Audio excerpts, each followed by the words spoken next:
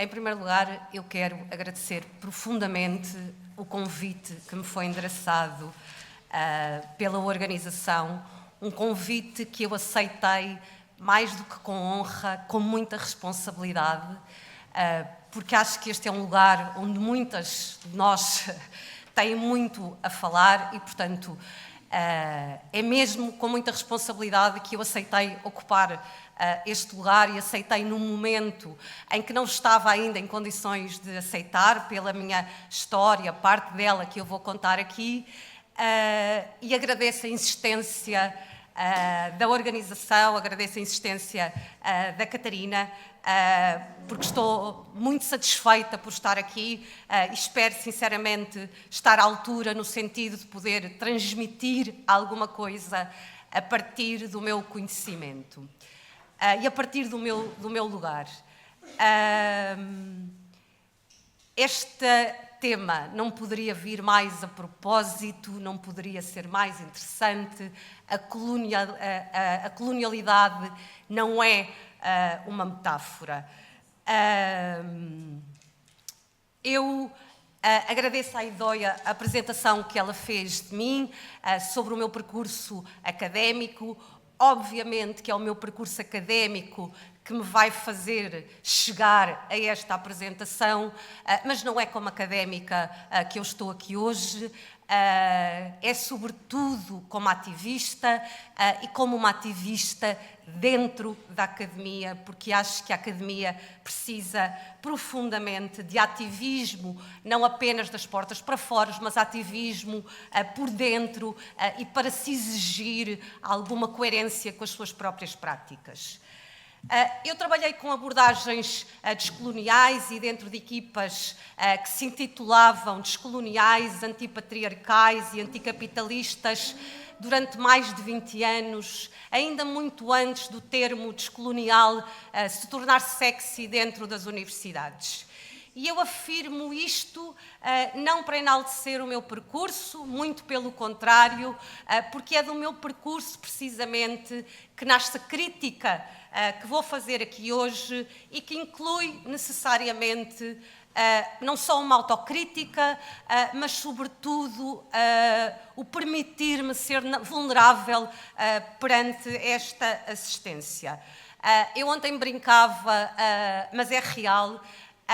Eu faço parte de um coletivo anti-assédio na universidade. É nessas condições que eu estou hoje a falar.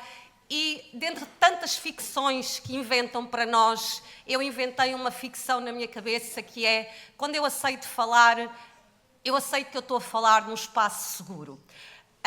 E por isso eu imagino sempre que estou num espaço seguro, espero que este seja um espaço seguro, mas ainda que não fosse, estando eu a falar, eu vou assumir que ele é, porque é a única forma de eu manter energia para falar sobre coisas que me são tão difíceis ainda de falar e tão difíceis ainda de dar sentido.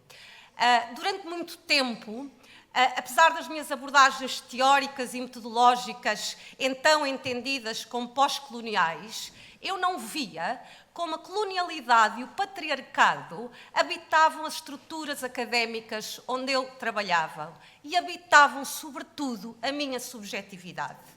Não via, precisamente porque fui socializada num espaço académico alegadamente anticolonial, antipatriarcal e anticapitalista, para acreditar que ocupava uma zona libertada da universidade, uma zona descolonial, uma espécie de espaço imune à opressão estrutural, onde o meu desconforto e o desconforto das minhas colegas não podia ser nomeado.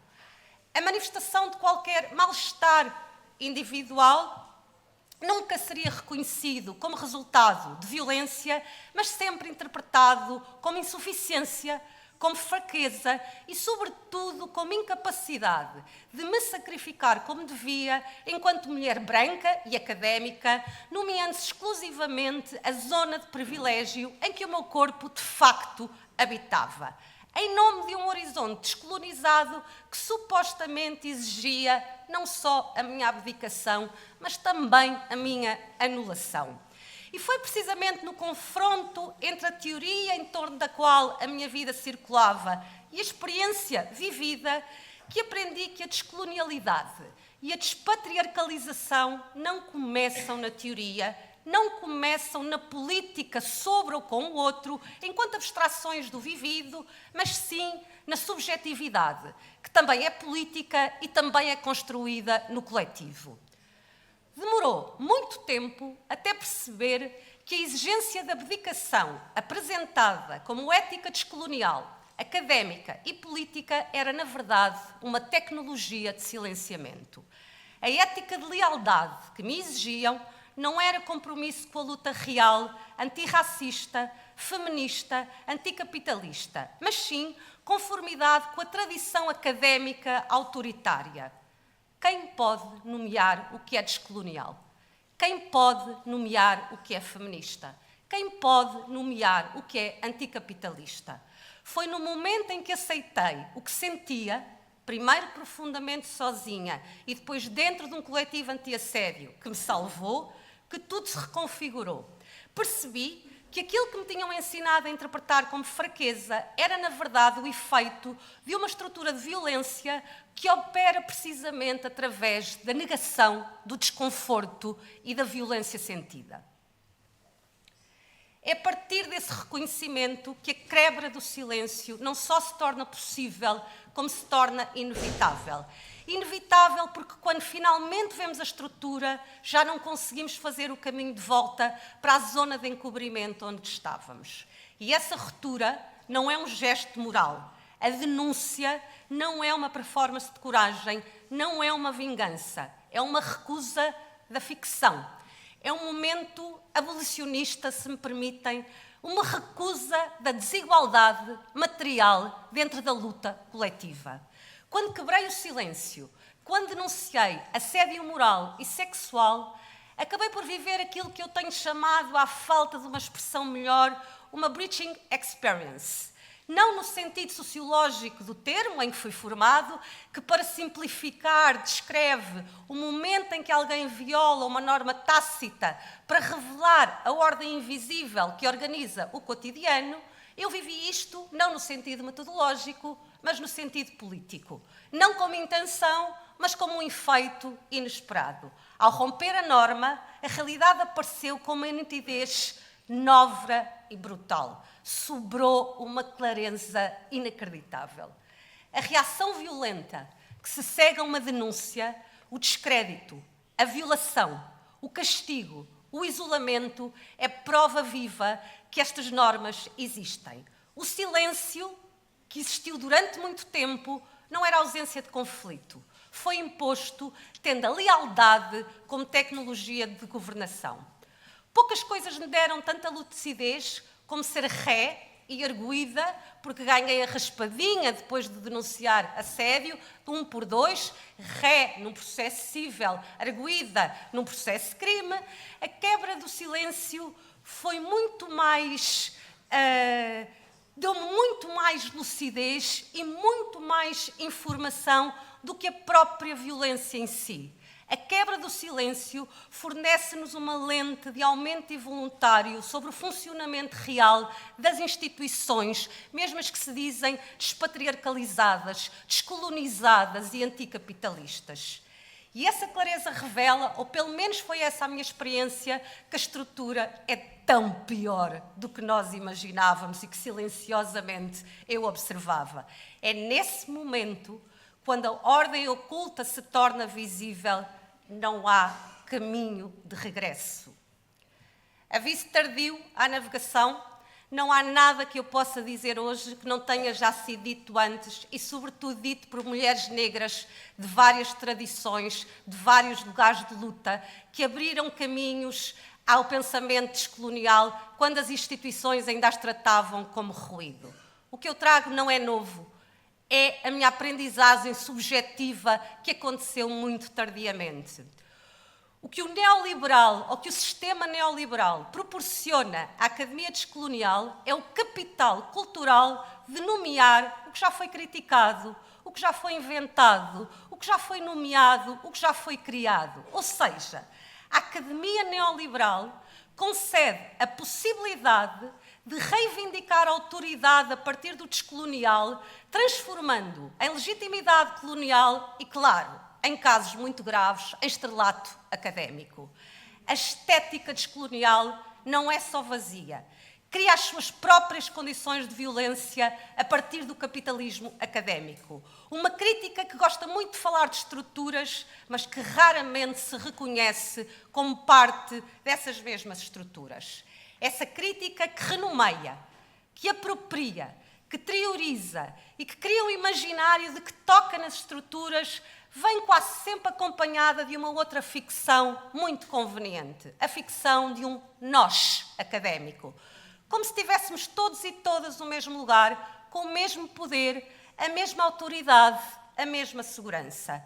Esse nós, sabemos, é uma miragem que apaga hierarquias internas de género, de raça, de classe, que se materializam em diferentes contratos de trabalho e muito diferente acesso à exposição pública e à proteção institucional. E produz a fantasia de que a academia de esquerda está fora do mundo, um Olimpo onde todos partilham igualdade na crítica. E essa fantasia sustenta-se em quê? Na meritocracia, que é altamente anticapitalista, como todas nós sabemos, e altamente antidescolonial e altamente antipatriarcal. Quando olho para tudo isto, com a lente que fez parte do meu trabalho, da minha origem na sociologia do direito, que é a lente do pluralismo jurídico, aquilo que eu vejo é uma inversão do que faz a antropologia e a sociologia jurídica. Aquilo que eu vejo é o pluralismo jurídico em que existe uma ordem tradicional e uma ordem formal, não nos países africanos, como a antropologia e a sociologia nos mostram, mas na própria academia, na academia descolonial. Eu consigo identificar uma ordem formal, um discurso oficial, a linguagem descolonial, que é mais uma tecnologia de silenciamento, quem não a domina não pode falar, o discurso da igualdade na diferença, a retórica anticolonial, anticapitalista, antipatriarcal, e depois temos a ordem consuetudinária, a ordem tradicional. O costume é feudal, aquela ordem que governa mesmo o dia-a-dia é profundamente feudal, porque é inquestionável, é neoliberal porque assenta na ficção da meritocracia e opera a partir da precarização do trabalho dentro da academia, é patriarcal porque depende da sobrecarga, do extrativismo e do silêncio das mulheres, e é colonial porque produz silêncios, elimina linguagens, desperdiça criatividade e neutraliza tudo o que não cabe na gramática dominante, mesmo quando essa gramática dominante passa a ser a linguagem descolonial dentro da academia. É assim que tudo muda para tudo ficar no mesmo lugar. Esse costume não está escrito, mas regula quem pode falar e quem deve calar, quem é protegido e quem é exposto, quem é autorizado, quem é permanentemente suspeita, quem brilha e quem é descartada. É uma ordem patriarcal, racializada, profundamente neoliberal, altamente disciplinar, assente no poder curricular e no poder da estrela, aquele poder produzido por citações, prémios, financiamentos, prestígio institucional e pela aura neoliberal da excepcionalidade. Um poder que se protege a si próprio mesmo quando falha, na sua brutal incoerência, quando defende direitos, mas humilha, quando defende proteção, mas abusa, quando defende criatividade, mas encolhe as mulheres e encolhe o seu poder e a sua capacidade de imaginação política. E é esse costume, e não a retórica oficial, que vem à luz do dia, fora de si, quando alguém quebra o silêncio e fica exposta, e a realidade fica exposta perante essa quebra da normalidade. Aí sim, vemos o funcionamento real da instituição, como se penaliza a desobediência, como se pune alguém que diz o rei vai nu. É aqui que a subjetividade não só se torna essencial, ela salva-nos. A Patricia McFadden, que eu tenho dificuldade em classificar aqui enfim, como uma feminista, estou a olhar para a Catarina Martins e estou aqui com medo de ser corrigida, não no mau sentido, mas uma feminista de origem africana, lembra-nos que nenhum projeto emancipatório pode sustentar-se no controlo da subjetividade das mulheres, no silenciamento do que sentem, na deslegitimação das suas experiências, do seu lugar, da sua linguagem, na redução da sua voz à emoção e a exagero. Sejamos radicais e vocalizemos. Não permitamos a violação da nossa subjetividade. Eu aprendi que há uma expectativa implícita ou implícita de que as mulheres aceitem ser sacrificadas em nome de lutas maiores, que suportem violência para não comprometer o coletivo, que guardem o silêncio para proteger a causa. Mas isso não é emancipação, isso é patriarcado. Eu recuso a ideia de que quebrar o silêncio contra um defensor de Marx seja antimarxista, seja egoísta, seja desleal e contraprodutivo num tempo de urgências. Quando denunciei violência, denunciei alguém que se dizia anticapitalista, feminista, descolonial. Mas denunciar patriarcado dentro da esquerda não enfraquece a nossa luta, fortalece-a. Porque denunciar alguém que se assume marxista, descolonial e feminista, mas opera a partir de uma subjetividade neoliberal, patriarcal e colonial, não é enfraquecer a luta. É lutar por formas de a tornar mais segura e alargar os seus próprios horizontes. E sim, a subjetividade é um campo de batalha. Curiosamente, a direita percebeu isso. A Margaret Thatcher, nos anos 80, dizia "Economics are the method, the object is to change the soul." O objetivo do neoliberalismo era criar uma subjetividade neoliberal e, curiosamente, a Margaret Thatcher já o dizia, era uma mudança de alma, uma mudança de estado de espírito. A subjetividade neoliberal opera na autoexigência, na culpa, na disponibilidade infinita, na sensação permanente de insuficiência, no limite do burnout. Quando se mistura com colonialidade e patriarcado, produz uma subjetividade sacrificial e silenciosa. E é essa subjetividade que precisamos de quebrar nos nossos espaços. Porque a luta não é busca de reconhecimento autocentrado, a luta é construção partilhada, responsabilidade mútua, afetos renovados. Não há resistência sem alegria, sem descanso, sem cuidado, sem amor. Precisamos de ter vontade de sair de casa. Não falo do amor romântico, não falo do amor que nos esgota, não falo do formato do amor ocidental que dizem que não se explica e que não se entende. Falo sim daquele amor que nos nutre, como aprendi muito recentemente, ali com a Kitty Furtado, a usar a palavra certa para aquilo que eu queria dizer, o amor que nos nutre e que nos ajuda a sustentar o nosso corpo, a sustentar a nossa energia para podermos continuar. O amor que sustém, o amor que protege, o amor que cria chão. E no sentido que a Audre Lorde lhe dá também o desejo. O desejo não como sexualidade, mas como força interior que nos liga ao que nos dá vida, que nos permite reconhecer o intolerável e desejar uma outra forma de existir. E para mim é isto que mais importa hoje. Precisamos de lugares seguros para os tempos que vêm aí, que não esgotem as nossas subjetividades já sugadas, mas as nutram. Lugares onde possamos falar, aprender, lutar e existir sem nos destruirmos. Lugares onde a crítica não seja punida, onde o cuidado não seja explorado, mas uma ética coletiva, onde a descolonização não seja estética, mas prática. Porque a descolonialidade, para mim, começa aqui, na criação de espaços de segurança, de alegria, de amor, para que possamos enfrentar juntas o que vem aí, e este juntas não como estratégia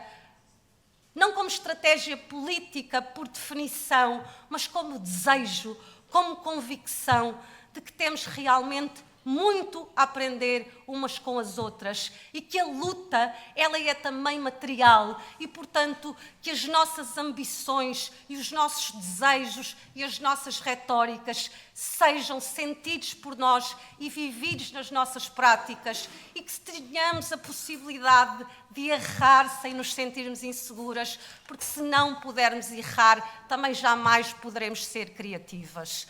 Muito obrigada por este momento de estar aqui.